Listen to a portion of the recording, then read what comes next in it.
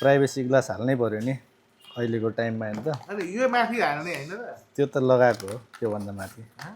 त्यो लगाएको नर्मल वाला ग्लास त्यस्तो हुँदैन डबल गर्नु मिल्दैन बिचैमा एउटा फुट्दाखेरि झर्दा चाहिँ मात्रै फुट्छ हो होइन होइन त्यति साह्रो फुट्दैन त्यो बिचमा हाल्नुपर्छ क्या त्यसलाई अघि देख्नु तपाईँ तर यो अब तपाईँले फोन यसरी समात्नलाई भइहाल्छ पकाउनु ठिकै छ बिचमा हाल्नुपर्छ कि अघिदेखि म त्यही भन्दैछु त त्यो बिचमा अन्त के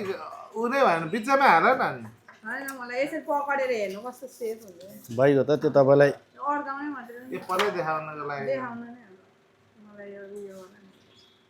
ग्लास भन्छ ट्याक्कै यसरी देख्यो यसो गरेर साइडबाट देख्नु मिल्दैन तपाईँले देख्दै हुन्छ त मैले चलाएको देखिरहेको होइन उता भनेको तपाईँले त देख्दै हुन्छ अब देख्दै हुनुहुन्छ त अहिले छैन नि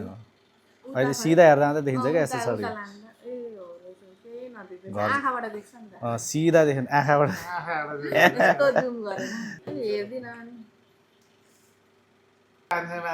मैले भनेर झरेको त